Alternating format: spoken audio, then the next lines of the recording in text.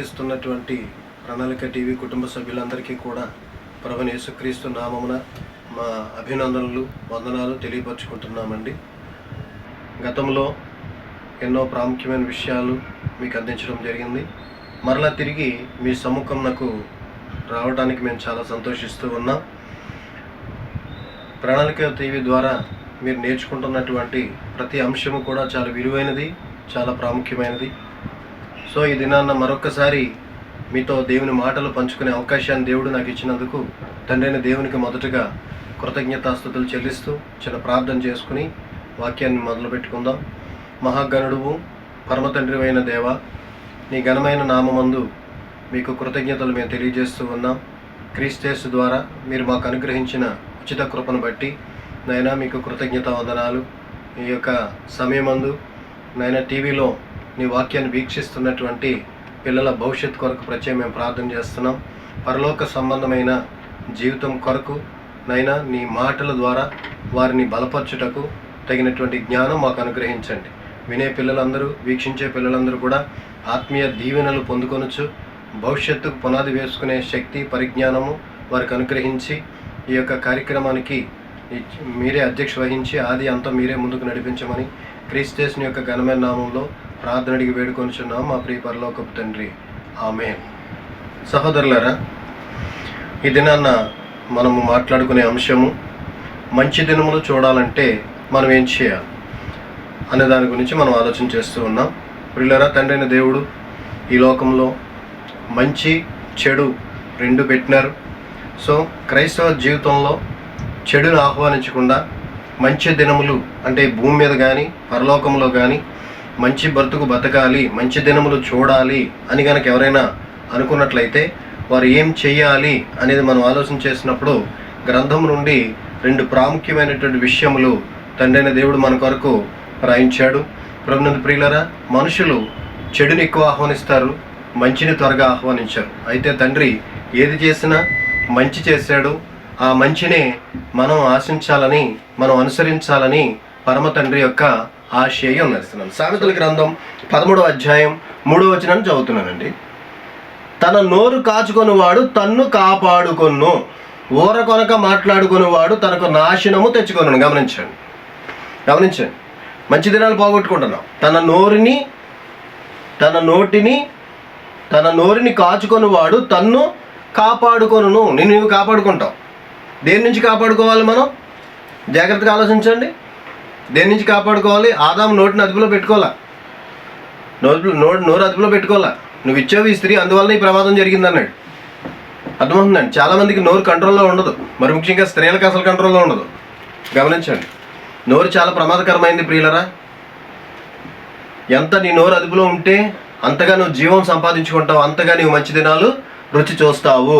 3వ వచనం మళ్ళీ ఇంకొకసారి చదువుతున్నాం. తన నోరు కాచుకొని వాడు తన్ను కాపాడుకొను. ఏ విషయంలో కాపాడుకోవాలి? జాగ్రత్తగా ఆలోచించండి. ఇంటికి తాళం ఎందుకు వేస్తాం? భద్రత కోసం. పిల్లలకి జాగ్రత్త ఎందుకు చెప్తాం? భద్రత కోసం. ధనానికి సెక్యూరిటీ ఏమి ఇస్తాం? బ్యాంక్ ఇస్తాం, లేకపోతే బీరువా ఇస్తాం, లోపల పెట్టి లాక్కేస్తాం. జాగ్రత్త తీసుకుంటున్నావు. వీటన్నిటికీ జాగ్రత్త ఉంది నీకు. భూలోక సంబంధమైన ప్రతి విషయంలోనూ నువ్వు జాగ్రత్త తీసుకుంటున్నావు. చివరికి నీ బట్టలు ఎవరన్నా దొంగిలిస్తారేమో బట్టల విషయంలో జాగ్రత్త తీసుకుంటున్నావు. కానీ జీవమును ప్రేమించే విషయంలో నీకు జాగ్రత్త లేదు. మంచి దినాలు చూసే విషయంలో నీకు జాగ్రత్త లేదు. భూమి మీద జీవితం అయిపోయిన తర్వాత ప్రారంభమయ్యే జీవితంలో ఉన్నటువంటి రహస్యం నీకు తెలియక జీవమును ప్రేమిస్తున్నానని నువ్వు అనుకుంటున్నావు. కానీ ఆ జీవమును ప్రేమించే వ్యక్తులు ఏమేమి అదుపులో పెట్టుకోవాలో గ్రంథం ఎంత స్పష్టంగా చెప్తుందో జాగ్రత్తగా ఆలోచించండి. ఓకేనండి.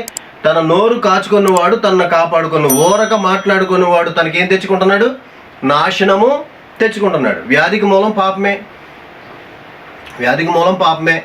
నీ దేహమును నీ నోటి మాటల వలన చెరుపుకోవద్దని సొలొమోను రాజు ప్రసంగిలో రాశాడు. నోటి మాటల వలన నీ దేహం పాడైపోతుంది, నోటి మాటల వలన నీ జీవితం పాడైపోతుంది, నోటి మాటల వలన ఎదుటివారి మనసు దెబ్బతింటుంది. నీ నోటి మాటల వలన మంచి దినములను నీవు పోగొట్టుకుంటున్నావు. సేవకుడైనా విశ్వాస అయినా మంచి దినములు చూడగోరువాడు ఎవరైనా ఉన్నట్లయితే వారు తమ కపటపు మాటలు పలకకుండా తమ నాలుకను, తమ పెదవులను జాగ్రత్తగా కాపాడుకోవాల్సినటువంటి బాధ్యత కలిగిన వారై ఉన్నారు అనే విషయాన్ని దయచేసి గమనించాలని మనం చేస్తున్నాను. యాకోబు రాసిన పత్రిక 3వ అధ్యాయం 11వ వచనాన్ని ఒకసారి మనం చూద్దాం. నీటి బుగ్గలో నుండి ఒక జలం నుండియే తియ్యటి నీరును చేదు నీరును ఊరున నా సహోదరులారా, అంజూరపు చెట్టున ఒలివ పండ్లైనను ద్రాక్ష తీగను అంజూర పండ్లను కాయన అటువలనే ఉప్పు నీటిలో నుండి తియ్యటి నీళ్లు ఊరవు. తియ్యటి నీళ్లు ఊరవు. ఉప్పు నీటిలో నుండి తియ్యటి నీళ్లు ఊరవు. ఇక్కడ బావిని దేంతో పోల్చాడనంటే నీ హృదయాన్ని పోల్చాడు. నీ హృదయాన్ని నేలతోనూ బావితోనూ పోల్చాడు ఆయన. కాబట్టి నీ హృదయంలో నుండి జీవదారులు బయటికి రావాలి తప్ప వ్యర్థమైనటువంటి మాటలు నీ నోట నుంచి రాకూడదు. కాబట్టి నీ హృదయంలో ఆయన మాటలు నిండి ఉన్నప్పుడు, దేవుని మాటలు కనుక నీ హృదయంలో నిండి ఉన్నట్లయితే నీ నోట నుండి వచ్చే మాటలన్నీ కూడా పవిత్రమైన మాటలు వస్తాయి. చాలా మంచి మాటలు వస్తాయి. దేవునికి ఉపయోగపడే మాటలు వస్తాయి. ప్రజలకు ఉపయోగపడే మాటలు వస్తాయి. దేవుని వాక్యం కనుక నీ హృదయంలో లేకపోయినట్లయితే మంచి మాటలు నీలో నుంచి రావు, మంచి తలంపులు నీలో నుంచి రావు. అంచేత నాలుకలను పెదవులను కూడా అదుపులో ఉంచుకోవాల్సినటువంటి బాధ్యత ఎవరి మీద ఉందనంటే దేవుని పిల్లలమైన మనందరి మీద ఉంది. లేకపోతే నిన్ను నీవే నాశనము తెచ్చుకుంటున్నావు. నీ జీవితాన్ని నీ చేతులతో నువ్వే నాశనము చేసుకుంటున్నావు అనే విషయాన్ని దయచేసి గమనించాలని మనం చేస్తూ ఉన్నాను. సో ఆ రెండింటిని నువ్వు అదుపులో ఉంచుకున్నట్లయితే నీకు వచ్చే లాభం ఎలా ఉందో ఒకసారి మనం ఆలోచన చేసినట్లయితే సామెతలు 21:3 చూడండి. న్యాయములను అనుసరించి నడుచుకొనుట బలులు అర్పించుట కంటే యెహోవాకు బలులను నర్పించుట కంటే యెహోవాకు ఇష్టము. నీతి న్యాయములను అనుసరించి నడుచుకొనుట, నీతి న్యాయములను అనుసరించి నడుచుకునుట బలులు అర్పించుట కంటే యెహోవాకు ఇష్టము. గమనించారా ఈ మాటని? మనం దేవునికి మొక్కుబడులు చేసుకుంటూ ఉంటాం, పెద్ద పెద్ద గిఫ్ట్లు ఇస్తూ ఉంటాం, మందిరాల్లో ఏసీలు వేపిస్తూ ఉంటాం, లేకపోతే మందిరాల్లో ట్యాపులు తవ్విస్తూ ఉంటాం. ఏమండి, మన పేర్లు ప్రఖ్యాతులు అక్కడ శాశ్వతంగా నిలబడాలని చెప్పి ఇవన్నీ చేస్తూ ఉంటాం. ఆయన ఏమంటున్నాడో చూడండి, ఒకసారి గమనించండి. నీతి న్యాయములను అనుసరించి నడుచుకొనుట బలులు అర్పించుట కంటే యెహోవాకు ఇష్టము. అర్థమైందండి? మనం ఎన్ని బలులు ఇచ్చినా ఎన్ని నైవేద్యాలు ఇచ్చినా దేవుడు ఇష్టపడ్డాం. నీతిని న్యాయమును అనుసరించాలి. ఆ రెండింటిలో జీవం ఉంది. నీతి న్యాయం రెండింటిలో జీవం ఉంది. కాబట్టి నువ్వు నీతిని న్యాయమును ప్రేమించేవాడు అయితే జీవాన్ని ప్రేమిస్తావు. జీవమును ప్రేమించేవాడు క్రీస్తుని ప్రేమిస్తాడు. అది గమనించాలి. నువ్వు జీవమును ప్రేమించేవాడు అయితే మంచి దినములు చూడగోరి, మంచి దినములు బ్రతక కోరువాడు జీవమును ప్రేమించాలి. ఎందుకంటే జీవం లేకపోతే నువ్వు ఎక్కడికి వెళ్ళావంటే పరలోకం వెళ్ళావు.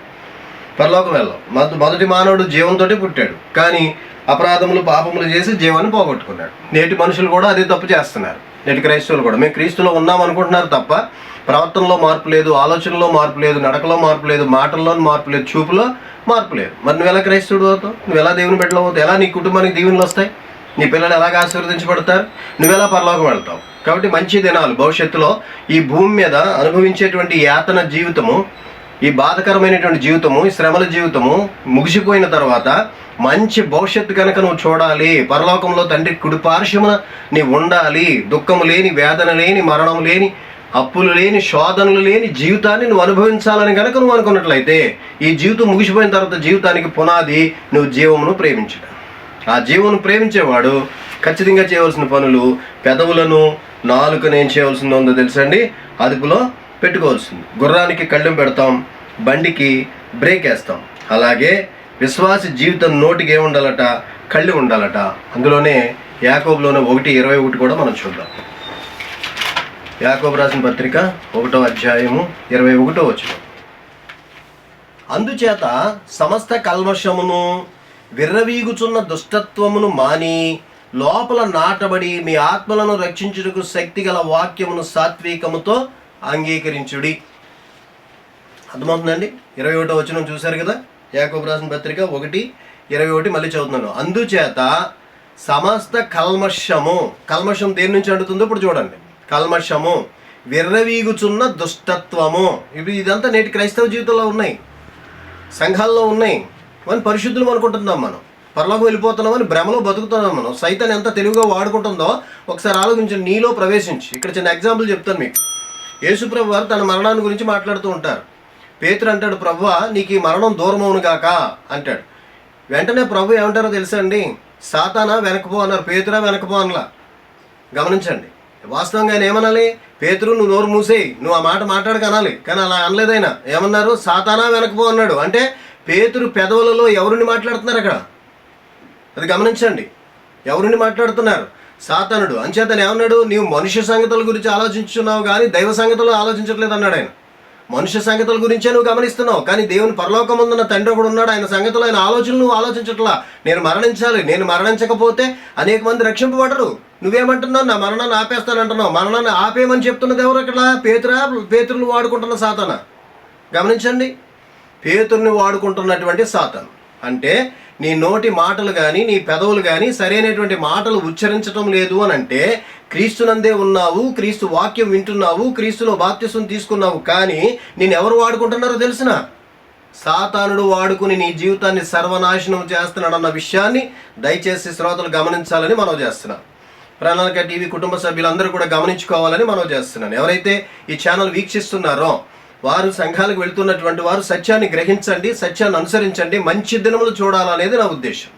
మంచి బ్రతుకు బ్రతకాలనేది నా ఉద్దేశం. మీరందరూ దీవించబడాలనేది నా ఉద్దేశం. మీరందరూ ఆశీర్వదించబడాలనేది నా ఉద్దేశం. మీరందరూ పరలోకములో తండ్రి కుడి పార్శ్వమున ఉండాలనేది నా కోరిక. అందుకే ఈ మాట నేను చెప్తున్నాను. మంచి దినములు నువ్వు చూడాలి అని నువ్వు అనుకున్నట్లయితే నువ్వు సేవకుడు అయినా సరే, విశ్వాసమైనా సరే, నీ పెదవులను నాలుకను ఏం చేయాల్సి ఉంది? కాచుకోవాల్సింది. అందుకు నువ్వేం చేయాలి? అది కంట్రోల్లోకి రావాలంటే ఏం చేయాలి? అందుచేత సమస్త కల్మషము నుండి విర్రవీగుచున్న దుష్టత్వమును మాని లోపల నాటబడి మీ ఆత్మలను రక్షించుటకు శక్తి గల వాక్యమును సాత్వికముతో అంగీకరించండి.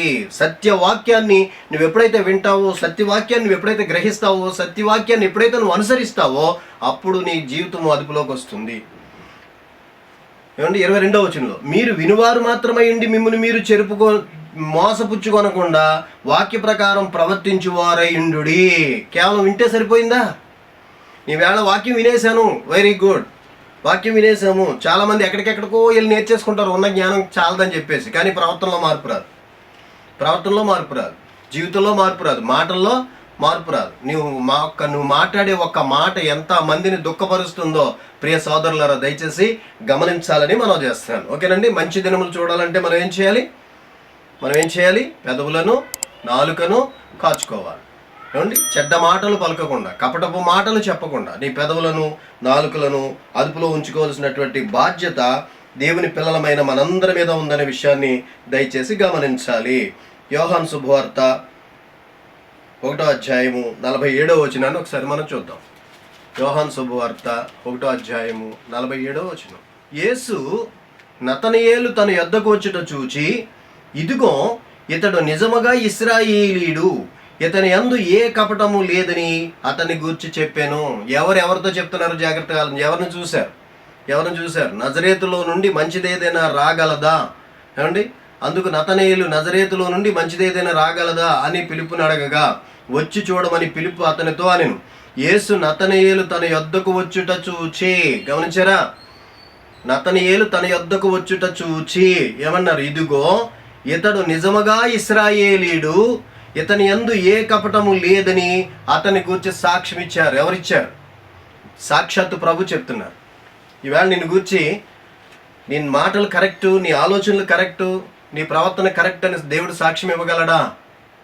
ఒకసారి ఆలోచించండి. ఆనాడు నేను అబ్రహాము, ఇస్సాకు, యాకోబుల దేవుడునని చెప్పుకున్నాడు. ఈవేళ క్రైస్తవుల దేవుడినని చెప్పుకోవడానికి ఆయన సిగ్గుపడుతున్నాడేమో ఒకసారి గమనించండి. సిగ్గుపడుతున్నాడేమో, తల దించుకుంటున్నాడేమో. ఎందుకని? నీ నోటి మాటల వల్ల. భర్తతో భార్య మాట్లాడే మాటలు ఎలా ఉంటున్నాయి? పిల్లలు తల్లిదండ్రులతో మాట్లాడే మాటలు ఎలా ఉంటున్నాయి? సేవకులు సంఘముతో మాట్లాడే మాటలు ఎలా ఉంటున్నాయి? విశ్వాసులు సేవకుడితో మాట్లాడే మాటలు ఎలా ఉంటున్నాయి? చూసారండి, ఇవన్నీ కూడా నిన్ను ప్రమాదానికి గురి చేస్తున్నాయి, నీ జీవితాన్ని నాశనము చేస్తున్నాయి. కాబట్టి నాలుకను పెదవులను ఏం చేయమన్నాడనా? కాచుకోమన్నాడో, కాపలు ఉంచమన్నాడో, చిక్కము పెట్టమన్నాడు. ప్రభునందు ప్రియులారా జాగ్రత్తగా గమనించాలి. ఓకేనండి. సో యోహాను 1:47 చూసినప్పుడు నతనయేలులో ఏం లేదని చెప్తున్నాడు? కపటము లేదు. ఈవేళ వేషధారణతో ఉన్నది క్రైస్తవ సమాజం. వేషధారణ, అంతా వేషధారణే. ప్రార్థన చేస్తున్నారు, వేషధారణతో కూడిన ప్రార్థన. ఏమండి? మాట్లాడుతున్నారు, వేషధారణతో కూడిన మాటలు. వందనాలు చెప్తున్నారు, వేషధారణతో కూడిన వందనాలు. ఎందుకండి ఈ జీవితం? ఎందుకు చెప్పండి? అది ప్రభు మెచ్చే జీవితము కాదు. ప్రభునందు ప్రియులారా, సో మనం ఈ లోకంలో జీవించినంత వరకు ప్రభుని మహింపరచాల్సి ఉంది, ప్రభుని గణపరచాల్సి ఉంది, తండ్రి అయిన దేవునికి చిత్తాన్ని నెరవేర్చవలసిన వారమే ఉన్నాము. కాబట్టి సో ఆయన ఆలోచనల ప్రకారంగానే మనం జీవించాలి. లేఖనం ఏం చెప్తుందో ఆ లేఖనాన్ని అనుసరించి మనం జీవించాలి. ప్రభు సాక్ష్యం చెప్పాలి ఒక దినాన, ఇతని యందు ఏ కపటం లేదు. తీర్పులో సాతానుడు నీ గురించి సాక్ష్యం చెప్పేటప్పుడు, ప్రభువుని అక్కడ నిలబడినప్పుడు ఇతడు నా బిడ్డ అని ప్రభు సాక్షాత్తు నీ పక్షము సాక్ష్యం చెప్పగలిగిన రోజు నువ్వు పాస్ అవుతావు. అంతేగాని ఈ లోకంలో జీవించవలసినట్టు పాప జీవితం అంతా జీవించేసి ఏమంటే నేను పరలోకం వెళ్ళిపోతానంటే నువ్వు భ్రమలో ఉన్నావు అనే విషయాన్ని దయచేసి గమనించాలని మనవి చేస్తూ ఉన్నాను. కాబట్టి దేవుడు తండ్రి అయినటువంటి దేవుడు హృదయ పరిశోధకుడు అనే విషయాన్ని దయచేసి గమనించండి. హృదయాన్ని పరిశోధిస్తున్నాడు. యేసుప్రభు చూసి చెప్పాడు అక్కడ, ఇతని యందు ఏ కపటము లేదు. ఇవాళ కపటంతో నిండిపడిన ప్రజలు ఎంతమంది ఉన్నారు, కపట బోధకులు ఎంతమంది ఉన్నారు, దయచేసి గమనించండి. 100% బోధకులు ఉన్నారు అంటే అందులో 10% కరెక్ట్ అయిన బోధకులు, 99 బోధకులు కపట బోధకులే, కపట జీవితాలే, వేషధారంతో కూడిన జీవితాలే. కడుపు నిండా తినలేదంటాడు ఒకడు, ఏమండి తిని అసలు తినకుండా తినేసానని కూడా ఒకడు. ఇలాంటి జీవితాలు ఉన్నాయి ప్రభు సమాజంలో. కాబట్టి ప్రభుల సమాజం మారాలి, క్రైస్తవ సమాజంలో మార్పు రావాలి.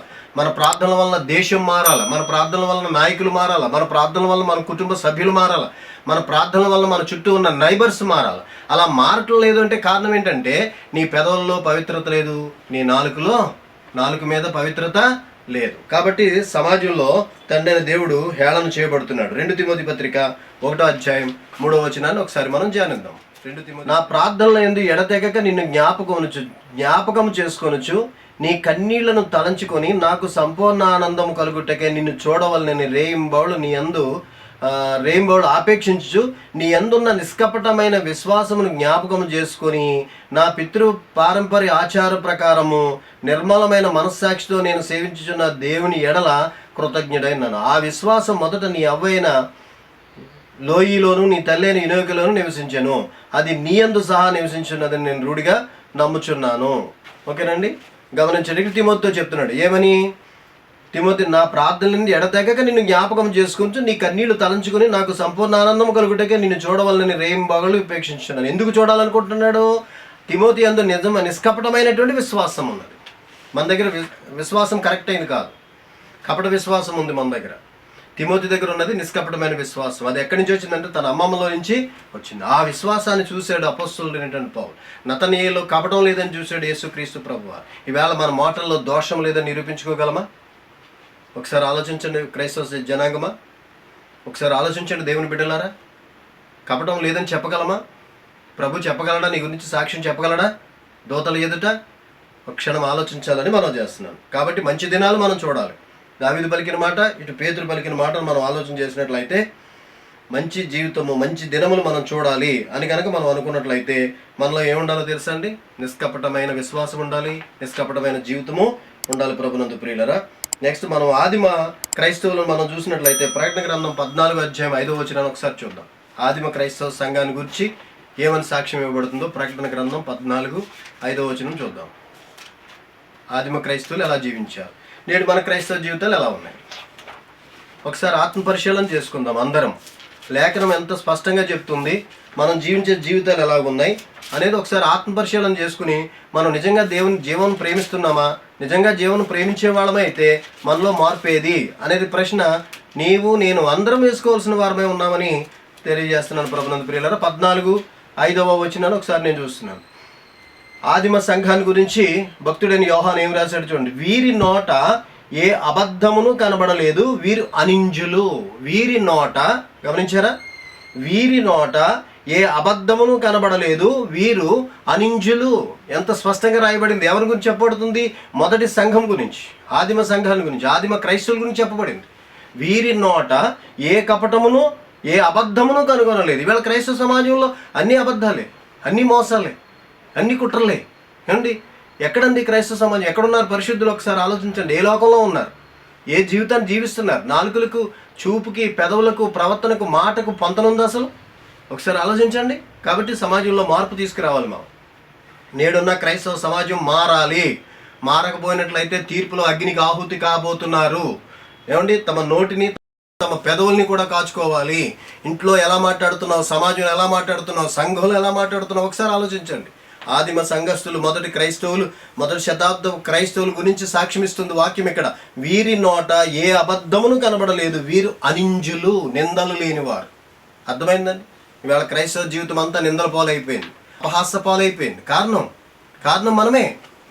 మన జీవితాల్లో మార్పు లేకపోవడం, మన నడకలో మార్పు లేకపోవడం, మన మాటల్లో మార్పు లేకపోవడం, నాలుకకు, పెదవుకు శుద్ధి లేకపోవడం.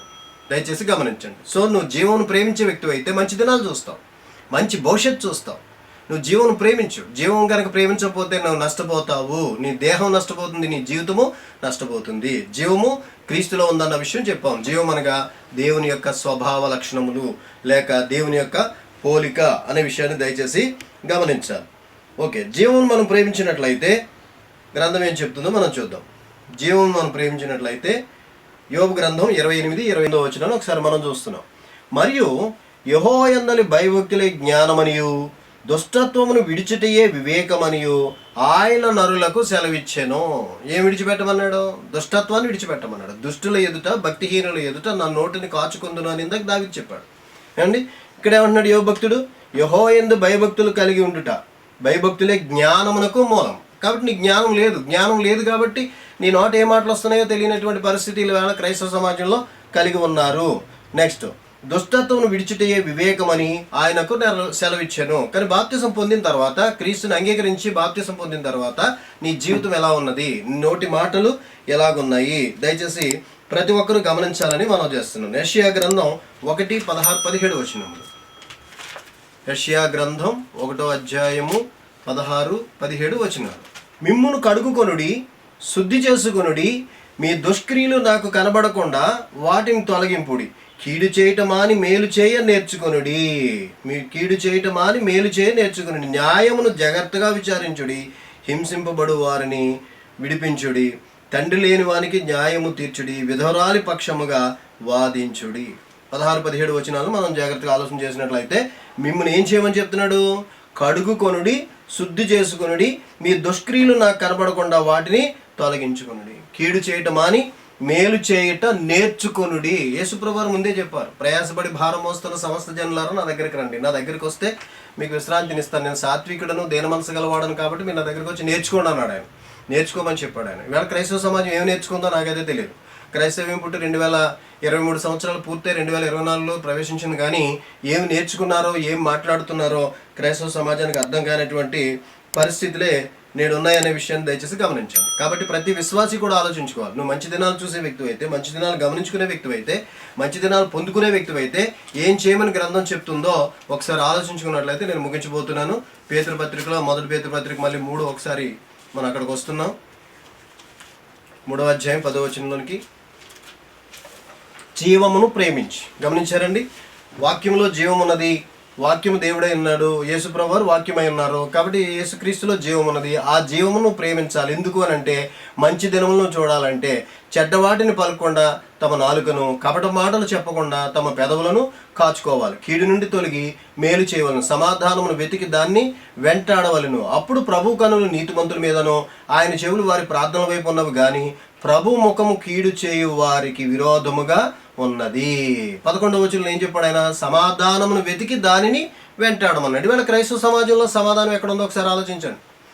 ఏమండి, ఏకత్వం లేదు, అంతా భిన్నత్వమే. సమాధానం అనేది లేదు. ఒకరికొకరు సమాధానం లేదు కానీ ప్రార్థన చేస్తున్నారు. ఒకరికొకరు సమాధానం లేదు కానీ సంఘాలకు వెళ్తున్నారు. ఒకరికొకరు సమాధానం లేదు కానీ దేవునికి స్తోత్రాలు చెల్లిస్తున్నారు. ఎక్కడ ప్రయోజనం అండి? ఎక్కడ ప్రయోజనం? కాబట్టి ప్రియులారా, మరొకసారి మీకు మనవి చేస్తున్నాను, మంచి దినములను చూడాలనే ఆశ నీకు ఏమాత్రం ఉన్నా ఈ రాత్రికాల సమయంలో మార్పు చెందడానికి ప్రయత్నం చేయి. ఈ సమయంలో మార్పు చెందడానికి ఈ వాక్యం నీతో మాట్లాడినట్లయితే, నేను మంచి దినాలు చూడాలి, ఈ లోకంలో దుర్దినాలే చూశాను, చెడ్డ దినాలే చూశాను, మంచి భవిష్యత్తు నేను పొందాలి, మంచి దినాలు నేను చూడాలని అంటే క్రీస్తు ప్రభు సంఘంలో సభ్యుడిగా ఉండు. క్రీస్తు ప్రభు సంఘంలో సభ్యుడిగా ఉన్న నీవు నీ నోటిని, నీ పెదవులను కాచుకోవడానికి ప్రయత్నము చేయి. అప్పుడు నీవు మంచి దినాలు చూస్తావు. ప్రార్థన చేసుకు ముగించుకుందాం. మహాగణుడు, అత్యంత కృప కలిగిన మా ప్రియ పరలోకపు తండ్రి, ఈ లోకంలో మేము ఎలా మాట్లాడాలో, ఎట్లా జీవించాలో నీ మాటలు మాకు తెలియజేసే, ఆ మాటలను అనుసరించి, ఆ లేఖనాలను అనుసరించి మేము బ్రతకగలిగే భాగ్యం మాకు దయచేనైనా. ఈ లోకంలో మేము ఎన్నో కష్టాలు, ఎన్నో బాధలు, ఎన్నో రోగాలు మయమైపోయి మనశ్శాంతి లేని బతుకుతున్నాం. ఇకనైనా మంచి మాటల ద్వారా మా పెదవులు మాట్లాడేటట్లు, మంచి మాటలు ఉచ్చరించేటట్లు మేము నేర్చుకొని ఆ మంచి దినములు మేము చూసే భాగ్యం మాకు దయచే. అందుకు ఈ లోకంలో మా కోసం మరణించి జీవం తెచ్చిన నిన్ను ప్రేమించే భాగ్యము మాకందరికీ దయచేసి మహిమా ప్రభావం ఘనత మీరు పొందమని క్రీస్తు నామమున ప్రార్థన అడుగుచున్నాం పరలోకపు తండ్రి. ఆమేన్. అందరికీ వందనాలు. సూర్య చంద్రుల నాపితివి యెహోవా నీ నామము ఎంతో బలమైనది, ఎంతో బలమైనది. ఎంత